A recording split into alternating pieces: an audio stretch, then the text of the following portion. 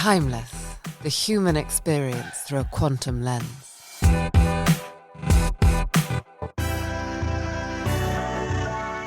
Hello everyone and welcome back to Timeless, the podcast with me, Isabel Soden.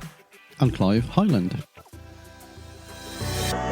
Here we are, episode 2, much anticipated, by me at least. We are here talking about energy. Clive, quantum energy. Yeah, nice straightforward subject. Mm-hmm. Yeah. So you want me to explain it? I'd love you to. Oh, good. Right. Yeah, okay. So let's just talk about energy for the moment. So this is if it's the first time people have come across this, it takes a little while to get your head around it. But basically everything we perceive and experience is energy. We are energetic beings.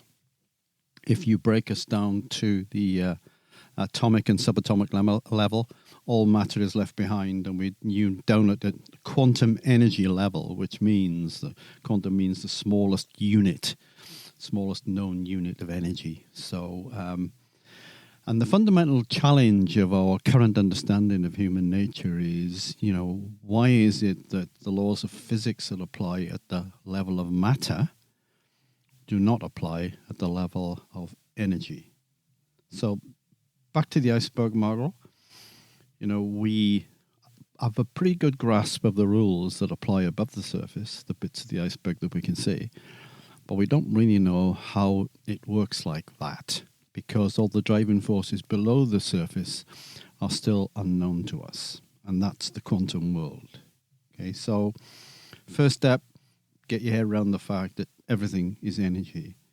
And if you broadly put it into a human context, it's saying, how can we really understand human nature, its potential and its challenges, if we don't understand ourselves at a foundational level? So, the world of the physics community changed fundamentally at the beginning of the 20th century, when these experiments which showed the different behavior of energy emerged for the first time. And basically, the bottom line was that energy behaves differently when it is observed as opposed to when it is not observed. And that sounds really weird, right? Yeah. So if you're looking at it, it behaves in a particular way. If you're not looking at it, it behaves in a different way that we don't understand. What do you mean by behave? So it materializes through observation. So one way of explaining it would be to say, when we are looking at the universe, when we're experiencing it, we have perceptual systems ourselves which enable us to see the universe in a particular way, but that doesn't necessarily mean to say that's the way it is. In fact, if you look at energy that's not observed, it doesn't have any form. It doesn't have any matter. Okay, so we may be perceiving the universe in a way that perhaps an alien force would see it in a totally different way and experience it in a different way. It doesn't have an independent existence of us. So does that means it organizes itself for our benefit?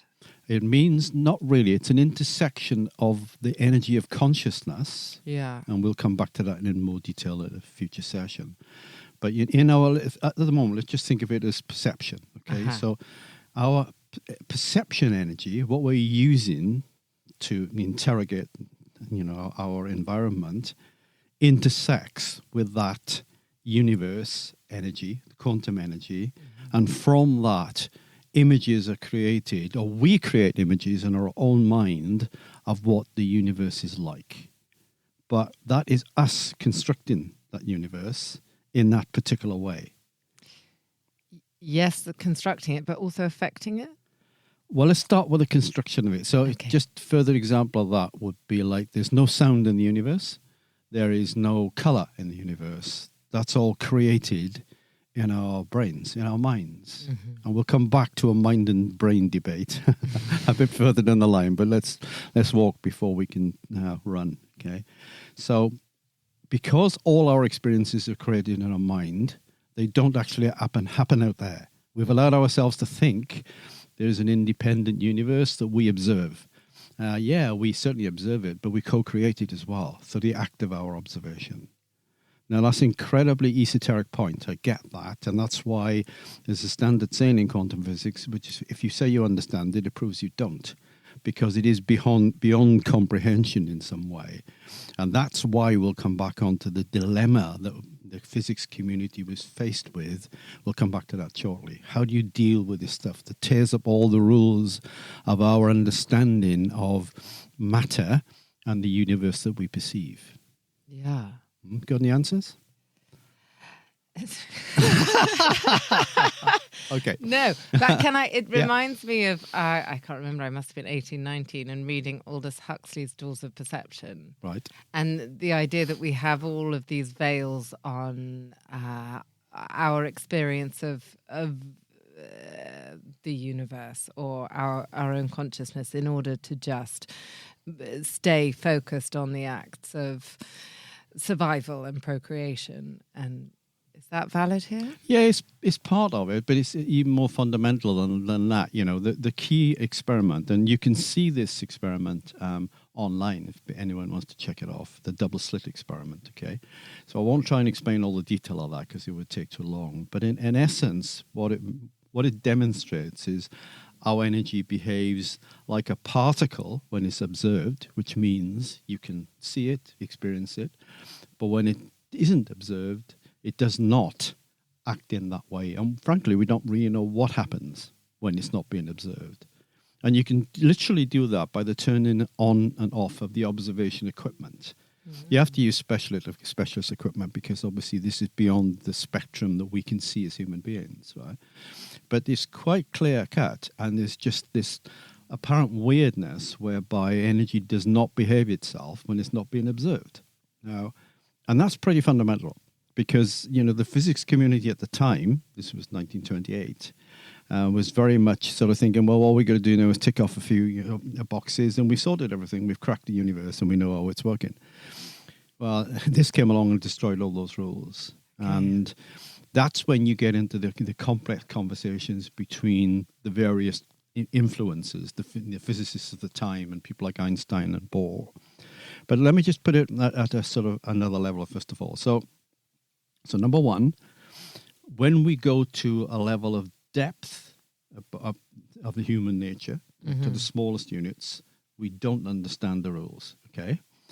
Equally, that can apply when we talk at the cosmos level.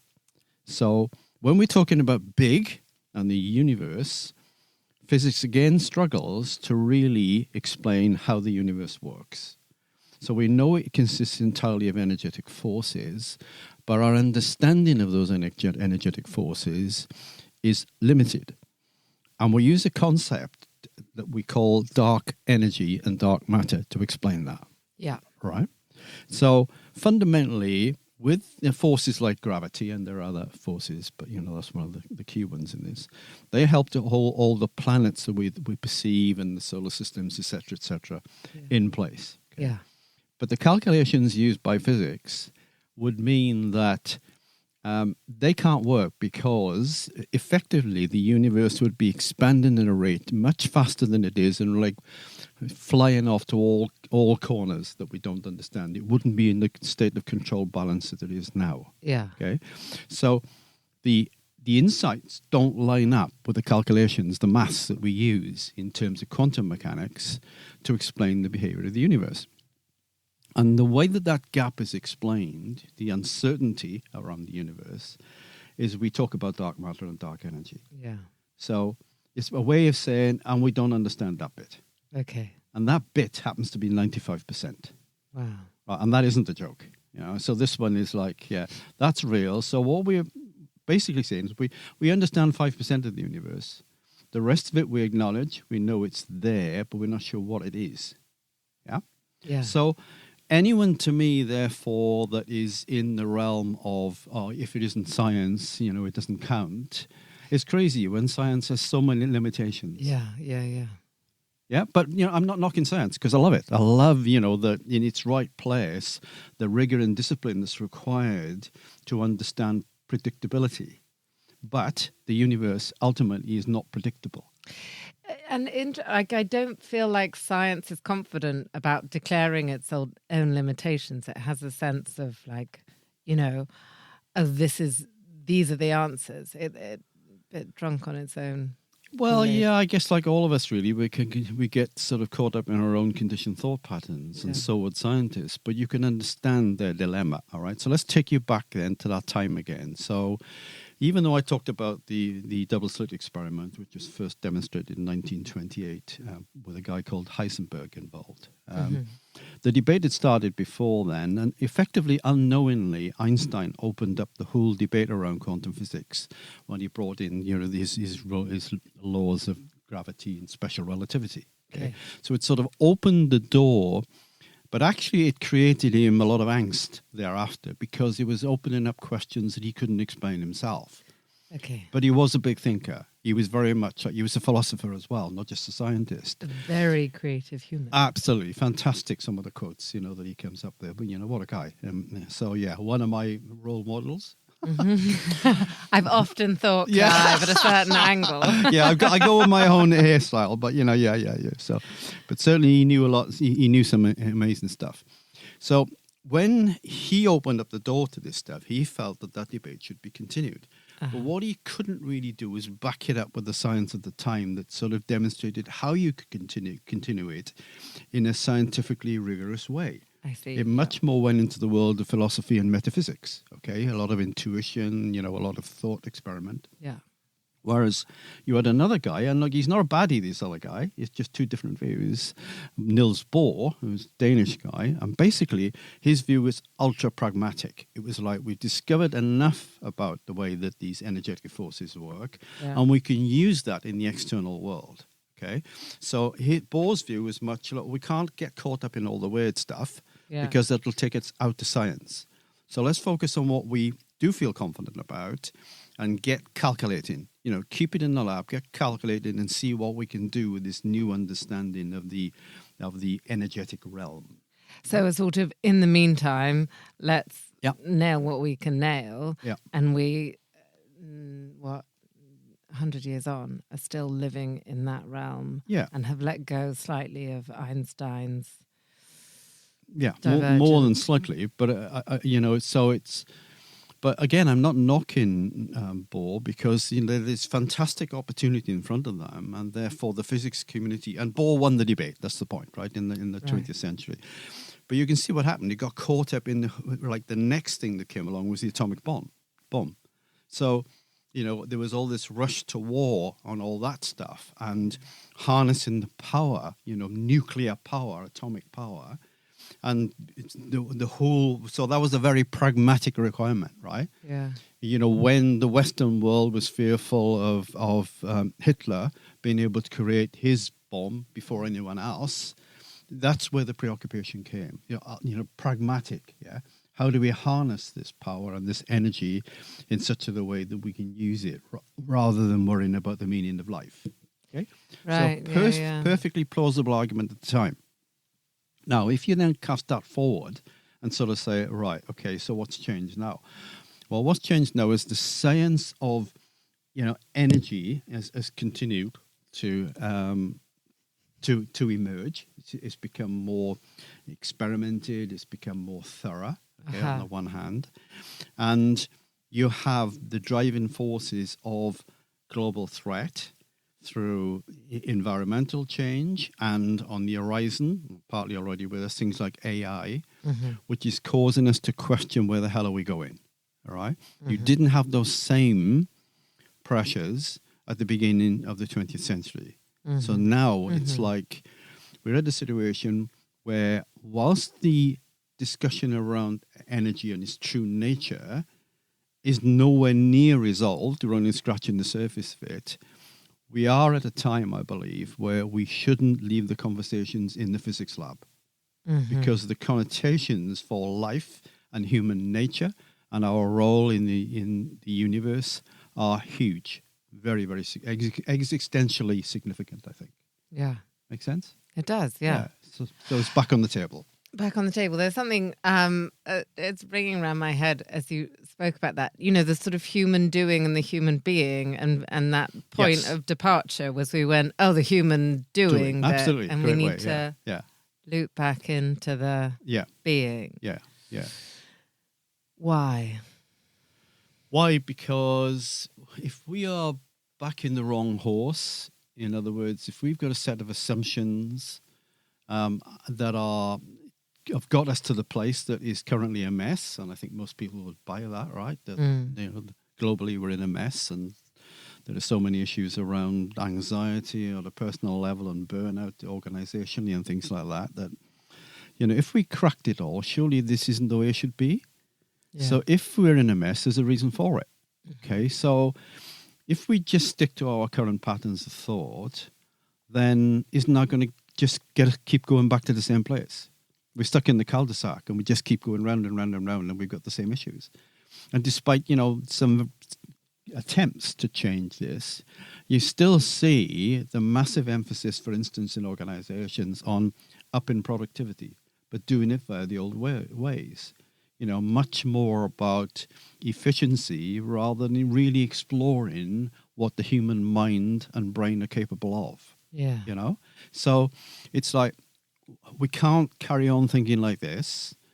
And one of the sources of new information to us is what's going on in quantum physics. Yeah. But it's been hidden from us, not with any sinister intent, because it's just something that physicists discuss. Yeah.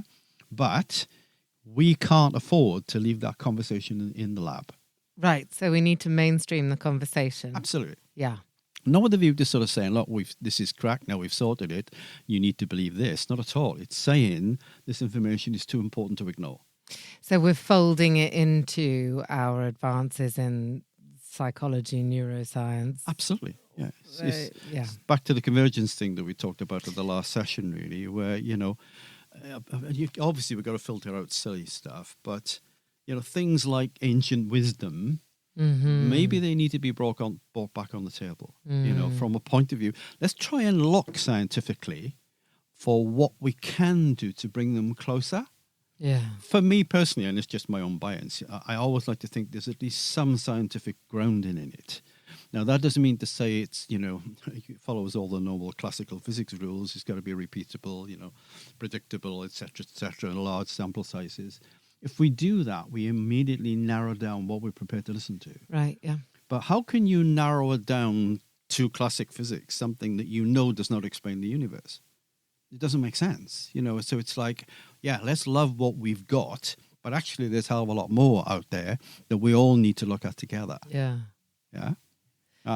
Sorry, you were going to say something. Well, I was thinking about a student of Einstein's, Jung, and how, and I don't know, his attitude to psychology almost wasn't restricted by the empirically isolated variables. It did go into the esoteric, and he allowed himself the freedom, and obviously I think Einstein was a big influence on him in that sense. It's sort of, we've got these powers of thought for good reasons, so let's use them. Yeah. And it's only at a later stage, because it's then about using your imagination to create hypotheses, and then the science can come in to test the hypotheses, right? Yeah. So you never entirely leave the science behind, but the initial inquiry and experimentation, thought experimentation, that should have a lot more latitude.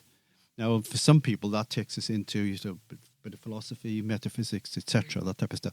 But to me, that's okay. You go through this filtering process almost, all right, but let's really open our minds up at the start and try to work out what is going on here, because what we've come up with so far is not working. Yeah. And surely nobody can contest that, can they? I think it'd be a very strange person that sort of said everything's cool. Yeah, we've totally nailed it. Yeah. Yeah, I agree. Yeah. I mean, that rings true to sort of how a more experienced person is using AI tools, for example, that it can create the framework, and then you use your human divergence to fill it out, and then you can kind of filter at the end and test. Yes. Fine. Yeah, that's an example. Like, so I mean, we won't get too much into AI at this stage, but in essence, it's an execution tool, right? It's Right. Yeah, it's there for channeling information, spotting patterns, etc. But it's only one part of the human psyche. Yeah. And there are other parts around imagination, reflection, and emotion and instincts that are not accessible to AI, even though it does a very clever job of mimicking it. Yeah. So that's part of it. It's exploring, particularly if we're going to throw everything over the fence in terms of our rational thinking for AI to capture at the other side of the fence. What have we got left? Yeah. So it's a huge question for leaders. Now it's like, if you're going to give all this to AI, what is left? What is true leadership? And actually, there's an opportunity in that, because we're now talking about leadership rather than management. Yeah. Because management is very rational. And to me, leadership has been lost in management in many ways. And to me, leadership is about creating a following. And following is about wanting to be there, wanting to be part of it. And that's about instinctive and emotional connection. And what you do and channel that connection, and that's the leadership challenges facing us now. And not only like in organizations, but globally. Yeah. And instinctively, I want to say instinctive and emotional in that. And I also want to say energetic. Yeah. So Absolutely. that, to me, leadership moves more towards quantum energy than it does about execution, command and control kind of. Precisely that, but because we've limited our brains to understanding the more rational processes, we're novices at the non-rational. So we need to get back there, and then we go back again to the iceberg. It's like, how can you understand the dynamics of icebergs if you don't understand the energetic forces that shift them around in the ocean? In the water, right? Yeah. Because that's what putting them where they are and what's shaping them, all the forces that shape them. And it's like, to be fair, even Newton sort of used the quote about, when we play with this stuff, we're like children playing with pebbles on the beach, but actually what we should be doing is thinking about the ocean that's created the pebbles on the beach in the first place. Wow. Yeah, exactly.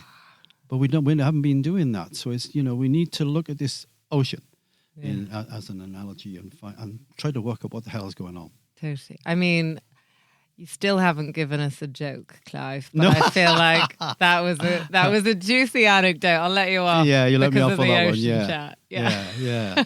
Yeah. No. Let me give me one good example that comes to mind. I think about where the human context is directly impacted by our understanding of quantum energy. When you get into quantum physics, you are introduced to the principle of non-locality. Okay, what that means is at the energetic level, everything is connected. Okay, regardless of time and regardless of location of space. Yeah. If you take that then into the human world, it means the idea of us being separate beings is just an illusion, that we are not. We have learned to see each other in a way that appears to be separate. Okay, that's our belief systems, our assumptions. But the truth is we are all connected. And that's when you get into concepts like karma and all that sort of stuff, yin and yang, and how energy forces actually connect us. Okay. So then back in the pragmatic world, you can say, and isn't that demonstrated by the fact that we're in such a bad shape on a global scale? If we understood we are really all in this together, rather than separately, we would be approaching these challenges very differently. But people are choosing to back their own interests, whether it's political or economic, and hanging on to what they've got and doing, the more afraid they feel, the more they fight for those angles. Therefore, the course we're on at the moment is one of division and polarity, separating us out. But it doesn't make any sense. Any logical person can see that ultimately the forces we are dealing with, and it's not just quantum stuff, it's climate stuff. You cannot shape that in terms of countries and political borders. Nature ignores politics. It just does what it does. And so our whole relationship with nature needs to be reviewed. And the quantum perspective is a part of that. When we talk about consciousness, I'm getting quite passionate now, aren't I? When we just jiggled in his chair. Yeah. When we talk about consciousness at a future date, I'll talk about our evolutionary debt. and how we as a species owe everything, not something, everything to the species that have come before us. Okay, and the point of doing that is to recognize we are entirely a product of nature, and nature is a product of the universe. So why do we have to think always in terms of separation? We are not. We are just another example of the way that the universe works. So anything we can do to understand the universe and the forces that drive it is going to bring us closer to a more reliable understanding of human nature. Yeah. I've had full tingles for... Good, yeah. I like the way that came out, because I never quite know how it's going to come out. And, of course, it's a very technical subject, so making it relatable is challenging sometimes. Yeah, I think you nailed that one. Okay, good. Amazing. And so here we go. You said you'd serve up a dish of energy, and I feel you really did. Good. And now I want to know what the next course is. Okay, so you will. Should we call it the mains? I don't know, but you want dessert? You can decide. I think this is a taster menu. I'm thinking this is like just 8 dishes bought out by cool. That makes sense. Men in white gloves with great silver cloches whipped off in synchrony. And that may not be relatable for everyone. Everyone's seen Beauty and the Beast. Oh, okay. Yes, that's true. They should if they haven't seen it. Good point. So, now that we've put a physics perspective on this, in the next session we'll look at neuroscience. Okay, so that's the other revelationary type source of information that we currently have. Okay, so whilst quantum physics has been, I've made this comment about it being in the lab for the last 100 years or so, and now we need to get out on the table. That breakthrough, I think, in neuroscience has been more specifically tied to the 1990s, so more recently, but nevertheless, it came along through the development of imaging technology, functional MRI scans and all the other stuff that's followed since. So what that's meant for the first time is we can now look at the human brain in operation. Before that, it was post-mortem type, type stuff, or animals. Whereas now, our understanding is just rapidly accelerating about the way that the brain really does work. Now, we'll get into the debate when we talk about consciousness as the difference between brain and mind, because there's no answers on a postcard to that one. Was that a joke? Would that pass as a joke? No. Okay, good. No. All right. So I'm still working on that. Okay. So, but basically, absolutely no tingles for you. Yeah, no tingles whatsoever. Okay, well, it can't work every time. So basically, it's like, let's understand the most recent research and understanding about human nature from a neuroscience perspective, which I think is more easily relatable because we can put it into human stories. We'll talk about the difference between instincts and emotions and thoughts and how they operate in the brain and the difference between brain intelligence and body intelligence, etc., okay? Right. So it's the next slug of information. We say, all right, we started with the opener. Yeah. We've put some physics on the table. Yeah. Okay, and we've opened up the dilemmas about our understanding of the universe and human nature. Now let's see what neuroscience has got to bring. And thereafter, the one after that, we'll then talk about consciousness, which is a big debate that spans all of those and brings neuroscience, physics, psychology, brings them all together, in a way that we'll hopefully start to make some sense of the science. Oh, if your brains are still with me by then. I'm excited. Stay with us. We're going to get soupy, brainy consciousness in a minute. Okay. Well, amazing. Maybe a bit more than a minute, but yeah. Oh, yeah, a few minutes. Yeah, okay. Realistically. Yeah, give me that much. Yeah, tens of minutes. Stay with us for tens of minutes. Yeah. Clive, thank you so much, You're welcome. everyone. Thank you so much for listening, and stay tuned for episode 3. Please do.